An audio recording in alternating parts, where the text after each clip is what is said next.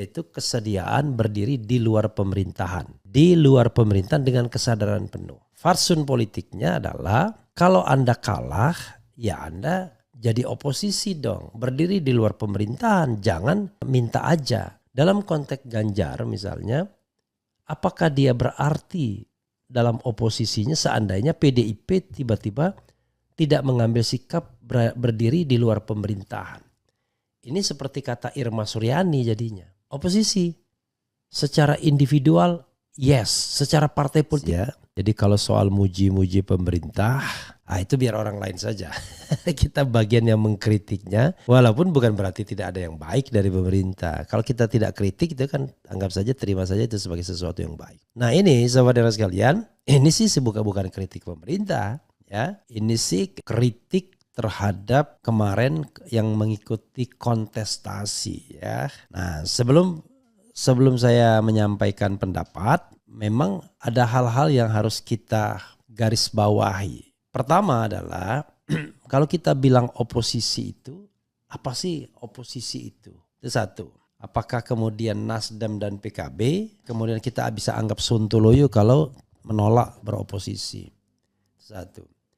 Yang kedua, bagaimana dengan sistem pemerintahan kita kalau kita kaitkan dengan oposisi? Yang ketiga, yang beroposisi itu sesungguhnya paslon ataukah partai politik? Karena Pilpres itu kan partai politik. Nah ini kan muncul dari perdebatan saya soal acara di TV One Mimbar Demokrasi yang menurut saya memang harus diklarifikasi. Seolah-olah kalau oposisi itu gaduh, demokrasi itu gaduh, demokrasi itu tidak boleh berbeda pendapat karena kita harus satu dan lain sebagainya. Nah ini menurut saya pikiran yang harus kita luruskan ya. Ini termasuk pikiran yang sontoloyo juga. Seolah-olah kita tidak bisa membangun kalau kita menerapkan demokrasi. Jangan-jangan orang khawatirnya begitu, padahal demokrasi itu adalah energi untuk membangun. Orang boleh membangun gedung, tapi ada juga yang mengkritik pembangunan gedung tersebut agar dia tepat peruntukannya, tepat penggunaan anggaran dan lain sebagainya. Bukan berarti orang mengkritik kemudian tidak boleh. Oke, coba kita satu dulu ya, pengertian oposisi. Biar kita tidak ribut ya. Wah, ketua MPR mengatakan tidak ada oposisi dalam politik. Ini mau sontoloyoan juga gitu ya. Kita kadang-kadang mengambil angle itu sena udelnya saja semaunya kita. Tidak ada oposisi dalam politik, dalam sistem pemerintahan presidensil. Oke, kita catat dulu tidak ada oposisi dalam pemerintahan presidensil. Karena oposisi itu dikenal dalam pemerintahan parlementer. Di mana yang memerintah itu sesungguhnya parlemen. Maka disebut parliamentary government. Ada partai mayoritas yang berkuasa, ada partai atau gabungan partai minoritas yang beroposisi. Dan setiap waktu, most of the time mereka berinteraksi. Ada Perdana Menteri bayangan. Ada Menteri Kesehatan, ada Menteri Kesehatan bayangan. Jadi beroposisi dan itu adalah cara mereka untuk menjaga kewarasan. Bukan kemudian tiba-tiba kita menganggap bahwa pemerintahan parlementer itu lebih buruk dibandingkan presidensil. Bahkan kata Kevin Evans ya, Kevin Evans mengatakan kalau dikaitkan dengan sistem pemerintahan untuk mencapai kesejahteraan, dia sudah lihat di dunia ini yang paling workable ada sistem pemerintahan parlementer. Justru sistem pemerintahan parlementer yang katanya justru terbukti proven untuk bisa membawa kesejahteraan. Karena rata-rata negara yang maju di Eropa Barat itu sistem pemerintahnya parlementer. Termasuk Jepang ya, dia menganggap. Jadi beberapa negara justru parlementer. Oke. Tetapi oposisi dalam konteks ini yang ingin saya bicarakan bukan oposisi di dalam sistem pemerintahan parlementer. Simple. Oposisi itu adalah partai politik tidak mendapatkan jatah menteri di dalam kabinet. As simple as that. Baik menteri maupun wakil menteri serta pejabat-pejabat setingkat menteri lainnya. Seperti kepala BIN misalnya. Seperti sekretaris kabinet itu masuk kabinet nggak ya? Jaksa Agung dan lain sebagainya. Jadi as simple as that. Ya, Jaksa Agung menurut putusan MK tidak boleh berasal dari partai politik. Jadi sobat era sekalian, itu saja yaitu kesediaan berdiri di luar pemerintahan. Di luar pemerintahan dengan kesadaran penuh. Fatsun politiknya adalah kalau Anda kalah, ya Anda jadi oposisi dong. Berdiri di luar pemerintahan, jangan minta aja. Ya kan? Kan begitu fatsun politiknya. Jangan minta aja. Oke. Tapi pertanyaan yang menarik adalah, tetapi siapa sesungguhnya yang beroposisi tersebut? Apakah pasangan calon, ya kan? Apakah kemudian partai politik? Nah itu sontoloyonya sistem politik kita. Kita sistem pemerintahan presidensil, tetapi hak prerogatif untuk mengajukan presiden berasal dari partai politik. Kan tidak kompatibel. Harusnya ya hak mengajukan partai politik tidak hanya partai politik. Calon perseorangan pun boleh.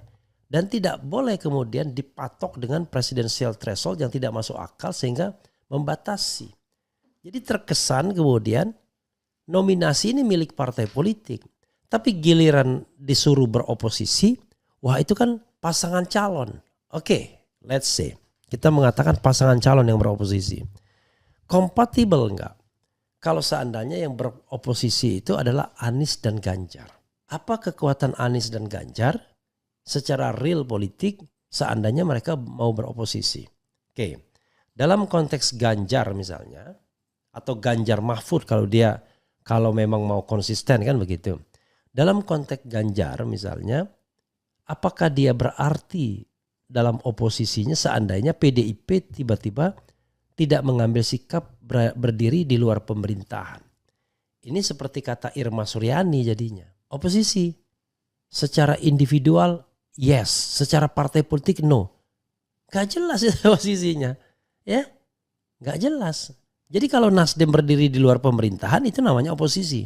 Kalau dia masuk dalam pemerintahan dapat jatah menteri atau posisi setengah menteri, itu tidak oposisi namanya. Ya. Jadi kita harus definisikan dulu oposisi secara sederhana, yaitu berdiri di luar pemerintahan. Kalau tidak berdiri di luar pemerintahan dan Anda kritis terhadap pemerintah, itu tugas Anda sebagai anggota DPR. Masa Anda diam saja? Di Amerika Serikat itu juga begitu. Di negara lain dengan sistem pemerintahan presidensil juga begitu. Memang anggota DPR-nya harus kritis. Harus menjalankan fungsi pengawasannya. Tapi oposisi yang kita maksud adalah tidak minta jatah menteri, pejabat setingkat menteri.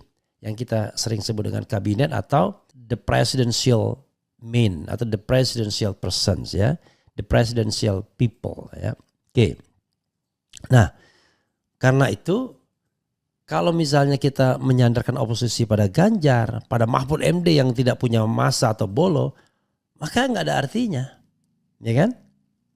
Tidak ada artinya. Demikian juga kepada Anies Baswedan, nggak ada artinya.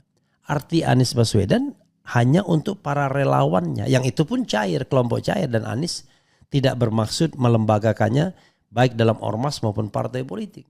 Sehingga dia tidak bisa juga dikatakan beroposisi dalam konteks ini. Nah, karena itu oposisi itu haruslah dalam formal politik sehari-hari. Oke? Artinya oposisi itu dijalankan oleh partai-partai yang kalah dalam Pilpres kemarin. Yaitu mulai dari PDIP yang terbesar, kemudian Nasdem, kemudian PKB, kemudian PKS, kemudian P3. Tapi P3 barangkali tidak ada artinya lagi karena tidak memiliki kursi di parlemen. Kalau kita hitung Sobat RH sekalian, dari 4 partai ini maka hitung-hitungannya paling sederhana adalah PDIP kira-kira 110 kursi. Kemudian Nasdem kira-kira kalau kita main tambah-tambahan ya. Jadi PDIP sebelum ada perubahan di MK ya 110 kursi.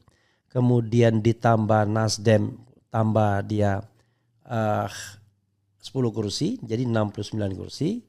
Tambah PKB tambah 10 kursi juga dari 58 ke 68. Kemudian PKS tambah 3 kursi 53. Ya kan?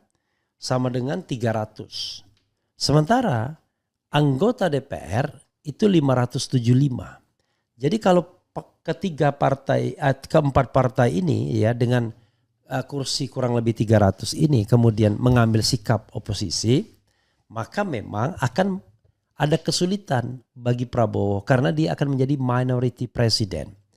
Minority president itu artinya split ya, government, di mana partai yang mengusung presiden, yang berada di balik presiden, yang membackup presiden, itu jumlah kursi di parlemennya lebih sedikit dibandingkan partai yang tidak membackup presiden. Dalam hal ini makanya disebut minority president, presiden yang minoritas. Dalam konteks ini Sobat Era sekalian, sebenarnya wajar seandainya Prabowo Subianto dengan kepentingan politik tertentunya mau mengajak satu atau maksimal 2 partai politik untuk menjadikan dirinya adalah presiden mayoritas.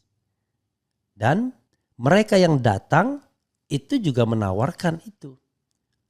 Oke, kami datang ke Anda nggak gratis loh, tapi kami bawa kursi. Dan kursi ini adalah kursi yang menentukan Anda untuk menjadi majority di parlemen, ya, majority in parliament. Maka kalau seandainya misalnya yang dia guide adalah Nasdem, maka kekuatan kelompok oposisional ini adalah berkurang jadinya. Berkurang dan menjadi minoritas. Jadi kalau tadi jumlahnya 300 akan dikurangi 69. Tinggal 231. 231 itu minoritas. Jadi mayoritasnya adalah misalnya 585 ya sekarang. Saya nanti kita hitung lagi. Misalnya 585 dikurangi tadi. Dikurangi 300 minus 69 jadi 312 ya kan. Jadi kalau misalnya 585 dikurangi 312 ya masih mayoritas kelompok pro pemerintah. Jadi kelompok pro pemerintah akan mendapatkan 273 kursi which is mayoritas. Jadi cukup sebenarnya kalau kita mau ya satu saja partai yang diambil, jangan banyak-banyak ya. Gitu. 585 dikurang tadi berapa tadi? 213. Ya, jadi dia mayoritas 372 jadinya. Nah, dengan konteks seperti itu Sobat Era sekalian, maka pemerintahan menjadi mayoritas. Nah, ini kepentingannya sebenarnya. Jadi jangan menggunakan argumen yang menurut saya argumen yang basi. Yaitu kita ingin persatuan, lupakan perbedaan dan lain sebagainya, kita membangun. Ini seolah-olah orang yang berdiri di luar pemerintahan itu parasit. Padahal sama pentingnya. Baik berdiri di pemerintahan maupun di luar pemerintahan. Kalau kita bicara check and balances. Kan begitu. Nah, lalu bagaimana dengan urusan intelektual, civil society? Apalagi civil society juga harus menjadi pengontrol negara. Makanya saya katakan kita harus bedakan antara state, civil society, dan government. Sebagai negara ya kita harus bersatu. Sebagai nation ya sebagai bangsa kita harus bersatu. Tapi tidak semua orang harus menjadi bagian dari pemerintahan, part of the government. Dan tidak mungkin memang. Jadi kalau misalnya tidak menjadi bagian dari pemerintahan, ya dia berposisi sebagai mengontrol, mengkritik pemerintahan. Jadi ini kan soal division of labor. Jadi seolah-olah kalau mengkritik itu keliru, itu gimana pelajaran dari mana? Jadi sekarang pertanyaannya adalah kalau kita akan kembalikan kepada pendukung 01 dan 03 yang masih ada, yaitu PDIP yang punya kursi di parlemen, kemudian Nasdem, kemudian PKB, kemudian juga PKS, Anda mau beroposisi tidak? Karena oposisi Anda akan sangat berarti karena Anda mayoritas di parlemen. Tetapi kalau Anda tergoda, ya sudah. Anda pasti lebih suka ada kursi pemerintahan. Seperti kata Surya Paloh, yang namanya oposisi itu bisa setiap saat katanya. Sementara berada dari pemerintahan tidak bisa setiap saat. Ya juga sih tergantung diajak atau tidak. Tapi dalam pengalaman Nasdem dan PKB selama ini, mereka belum pernah beroposisi. Kemarin ketika mengajukan Anies nggak bisa dibilang oposisi. Kalau kita pakai definisi bahwa oposisi itu adalah berdiri di luar pemerintahan. Karena mereka masih dalam pemerintahan. Sehingga mereka tidak beroposisi sesungguhnya. Karena itu mereka tidak punya track record beroposisi. Karena mereka masih menitipkan. Dan mereka memang betul Pilpres kemarin bukan dalam konteks pemerintahan Presiden Jokowi.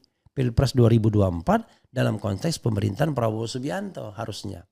Ya kita saja yang kemudian tiba-tiba menganggap gara-gara tidak mencalonkan orang Jokowi tiba-tiba beroposisi. Walaupun tindakan pemerintahan juga memang seperti dendam dengan orang yang tidak mencalonkan dari arus utama. Begitu ya saudara sekalian. Jadi politik kita ini masih banyak sontoloyonya kalau begitu caranya. Oke. Jadi kesimpulannya adalah satu, oposisi itu adalah kesediaan partai politik untuk berada di luar pemerintahan sehingga kontrol parlemennya efektif. Jauh lebih efektif. Asal anggota parlemennya jujur dan amanah. Ya. Yang kedua yang beroposisi itu adalah partai politik, bukan calon. Karena calon itu sesungguhnya tidak memiliki kekuatan real politik sehari-hari. Nah beda sama Prabowo Subianto. Ketika dia masuk pemerintahan, dia tidak hanya merepresentasikan dirinya, tapi dia juga merepresentasikan Gerindra. Maka kemudian tidak bisa dianggap bahwa Gerindra beroposisi. Nanti orang mengatakan seperti kata Bambang Susatyo Ketua MPR, gak ada oposisi dalam sistem pemerintahan presidensil. Oke, Anda mau konsep presidensil. Kalau pakai konsep presidensil, ada dua hal. Prabowo boleh mengambil ingredient para pembantunya dari mana saja, dari partai apa saja, karena itu sifatnya individual basis, dan mereka yang direkrut itu tidak boleh bawa program partai politik, tidak boleh membawa muatan partai politik, 100% loyal kepada presiden. Dalam konteks ini apa yang dikatakan Presiden Jokowi ya pernah benar, yaitu gak ada yang namanya visi dan misi menteri, yang adalah visi dan misi presiden. Karena itu siapapun direkrut itu adalah individual basis dalam rangka meningkatkan, mengejawantahkan, merealisasikan apa yang menjadi program kerja presiden atau menjadi visi dan misi presiden atau wakil presiden terpilih. Kan begitu.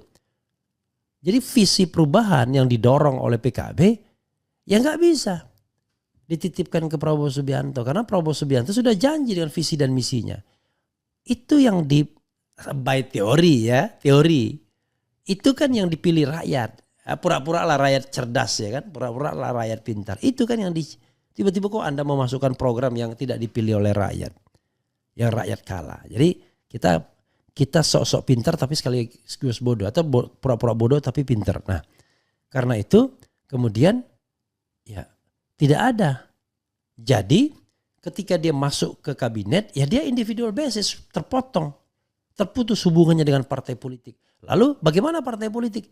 Semua partai politik theoretically adalah oposisi terhadap pemerintahan. Dalam hal ini kita bicara tentang yang namanya pemerintah yang terpisah antara presiden dan kepala negara, kepala pemerintahannya dan parlemennya. Jadi semua anggota DPR itu adalah oposisi terhadap pemerintahan dalam menjalankan fungsi legislatif, fungsi pembentukan undang-undang, fungsi pengawasan dan fungsi budgeting. Kan begitu. Nah, maka yang terjadi adalah kita memurnikan sistem pemerintahan presidensil. Tapi nggak mungkin kita memurnikan pemerintahan presidensil karena tidak pernah adanya rekrutmen itu menjadi individual basis. Ada yang disodorkan oleh partai politik, ada yang kebetulan individual basis. Jadi kan nggak jelas jadinya. Ada seolah-olah perwakilan dari partai politik, tapi ada orang partai politik yang direkrut tapi tidak dianggap perwakilan partai politik. Sebagai contoh misalnya, Jaksa Agung. Jaksa Agung itu punya kedekatan terhadap PDIP, tapi tidak dianggap orang PDIP. Atau Budi Gunawan misalnya, Kepala BIN. Punya kedekatan dengan PDIP, tapi tidak dianggap orang PDIP. Karena dia dianggap direkrut dari jalur Jokowi sendiri. Jadi saudara sekalian, sekali lagi, kalau mau memilih sebuah sistem itu jangan sontoloyo. Kalau Anda mengatakan tidak ada oposisi dalam sistem pemerintahan presidensial Indonesia, maka jadikanlah anggota DPR itu bermartabat secara individual. Sehingga dia bisa menjalankan fungsinya. Kalau tidak ya dia nggak bisa menjalankan fungsinya. Ya, itu sehingga dia akan dikontrol oleh partai politik. Lalu partai politik ketua-ketuanya ngegeng sama presiden, nggak bisa. Ya, fungsi pengawasan atau fungsi controllingnya. Kalau misalnya Irma Suryani merasa, wah saya tetap bisa mengkritik, ya bisa mengkritik sebatas room yang diperbolehkan. Tapi begitu partai politik sudah mengambil garis kebijakan, Anda udah pasti diam. Contoh Undang-Undang Minerba. Masih ada nggak anggota DPR tiba-tiba secara perorangan berkeberatan? Wah sudah di recall. Padahal kalau kita mau individual basis nggak ada masalah. Untuk menunjukkan bahwa undang-undang itu undang-undang yang berbahaya, undang-undang yang pesan dari konglomerat yang juga penguasa. Tapi kan tidak ada. Karena tidak ada individual basis seperti itu. Kalau Anda kemudian keberatan di rapat paripurna DPR, ya Anda di recall. Sistem recall masih ada, ya. Oke, mudah-mudahan ini agak jelas ya. Mudah-mudahan agak jelas walaupun agak complicated sedikit ya. Setelah ini nanti kita bahas Anies Sahroni ya yang mau dicalonkan Nasdem, apa untungnya. Ya. Oke. Coba kita bacakan komentar sobat RH sekalian. Wah, ini kok nggak ada, oh ini so chat ya. Komentarnya kayak Surya Paloh pakai rok Azza ya bersama Caimin. Mulut besar perubahan ternyata pecundang juga. Jakarta Timur hadir bang, semangat. Caimin ini yang akan datang tak usah dipakai lagi, pecundang, wataknya gampang tergoda. Bismillah, Kota Bandung hadir Bang Refli Harun, keren, cerdas, rakyat cerdas, Allahu Akbar. Sontoloyo wakakak. Sekelas partai politik pun Anda mau atur sesuai pemikiran Anda, parah. Ini given whole. Kok saya mengatur kebenaran? Saya ini sedang memberikan analisis soal partai politik mengambil kebijakan, ya itu urusan dia. Biar rakyat yang menilai, kok ngatur ini dasar. Kemudian apa lagi ya? Sudah lihat dari wajah-wajah ketua partai agak curiga, taunya nipu rakyat, biang korup kali munafik. Oke. Yang bikin perut mual ucapan Surya Paloh yang besar mulut agungkan perubahan, ternyata mulut besarnya cuma pecundang tulen. Kalau jadi oposisi susah dapat duit, mending jadi Sontoloyo J. Oke, Sontoloya ya. Mental gila jabatan. Bang Refli Harun suaranya agak berat seperti sedang flu. Bukan sedang flu, saya termasuk orang yang banyak juga cairannya ya kalau pagi-pagi ini ya. Semoga Allah Subhanahu wa taala senantiasa melindungi dan merahmati sepanjang masa. Amin ya rabbal alamin. Emang dua partai ini sengaja dipasang untuk mengusung Anies dan tukar tambah dengan Demokrat. Sonto sudah pada stres. Ideologi partai versus ideologi pribadi. Munafik neraka jahanam abadi di dalamnya. Wah, ini bawa-bawa neraka janganlah. Menghidupi partai perlu dana besar, jadi masuk pemerintahan mengamankan sumber dana, APBN maupun kebijakan untuk membiayai kehidupan segenap pengurus partai. Kekuasaan hasil nipu bagi kursi hasil nipu. Probabilitas kontaminasinya berat. Jangan pada caci maki sesama muslim, udah pilihan mereka biar Allah aja yang hakimi. Kita jangan bersihkan diri kita biar mudah masuk surga nanti. Kalau kita tidak ada lagi pembelajaran politik. Yang saya lakukan ini adalah pembelajaran politik saudara sekalian ya. Tetapi kalau misalnya Nasdem, PKB, PKS mengambil posisi untuk berada dalam pemerintahan, yaitu terserah mereka. Kita mau apa? Kita kan hanya rakyat yang kebetulan juga bukan anggota partai politik tersebut. Kecuali kalau saya anggota partai politik tersebut. Kalau saya anggota partai politik tersebut, saya akan bilang, Anda tidak boleh. Itu hak saya sebagai anggota partai. Tapi akhirnya karena saya dipecat ngomong begitu itu soal lain ya. Tapi ini kita hanya menganalisisnya ya. Oke. Sebenarnya ini semua skenario bank sudah disusun rapi. Saya tidak tahu skenario atau tidak. Saya hanya melihat zohirnya ya. Kemudian pragmatisasi sempit tanpa batas. Kemudian tukang nipu duduk di istana. Kalau mau gentle, perang ke lapangan, duel 1 lawan 1 sampai mati. Apa maksudnya nggak jelas ya. Kemudian apabila hak angket tidak berjalan, maka rakyat berharap terakhir kepada partai pendukung 01 dan 03 harusnya beroposisi agar pemerintahan berjalan sesuai dengan pembukaan Undang-Undang Dasar 1945. Semoga rakyat tahu partai mana yang nanti kesejahteraan rakyat dan partai hanya kekayaan golongan dan pribadi mengeruk kain alam seperti tambang rakyat, dimiskinkan, dibodohin, dizolimin dan lain-lain. Oke. Kemudian anggota dewan sekarang rasanya tidak mewakili rakyat, buat apa dipilih? Irma Suryani itu pembenci Anies dari dulu. Dia tidak pernah memasang wajah Anies di balihonya, apalagi mengkampanyekan Anies. Jadi wajar dia senang sekarang gabung Wowo. Ya semalam juga dia menyebut soal kotel efek Jokowi. Jadi yang diingatnya tuh kotel efek Jokowi. Jadi Nasdem itu katanya besar karena kotel efek Jokowi. Untung kemudian diperbaiki, ada juga kotel efek Anies Baswedan ya. Naikkan 10 kursi loh paling tidak. Sangat memalukan sikap politik Surya Paloh and Muhaimin yang mencela-mencela dasar pecundang ya. Kemudian jika perilaku partai politik pribadi caleg hanya untuk kepentingan memperkaya diri, jangan salahkan Aceh, Papua, Maluku. Saya tidak ngomong begitu ya. Ya, saudara sekalian, ini tidak ada kaitannya dengan benci dan tidak benci ya. Ini adalah sebuah analisis politik. Sama seperti ketika saya mengkritik Zulhas misalnya, Zulkifli Hasan atau Erlangga Hartarto. Ini orang lucu.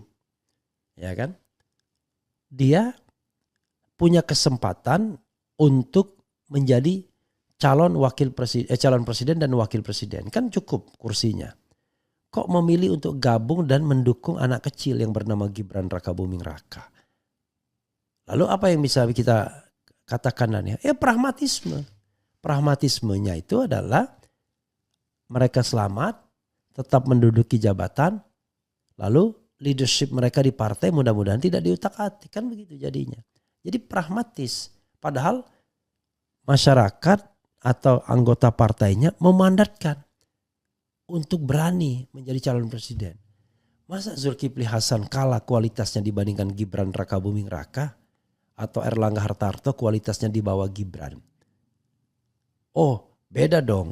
Kalau Gibran yang dicalonkan, itu peluang menangnya lebih besar karena bapaknya ikut. Nah itu membuktikan bahwa Presiden Jokowi cawe-cawe menggunakan kekuatannya untuk kemudian memenangkan paslon. Dan itu proven ya, terbukti sebenarnya. Cuman kita aja menutup mata ya, susahnya begitu. Oke saudara sekalian, itu saja yang ingin saya share. Mudah-mudahan ini bermanfaat ya. Agak berat sedikit pagi-pagi ya. Ini berat salah, ringan salah. Tapi yang jelas tetap semangat. Wassalamualaikum warahmatullahi wabarakatuh. Keren.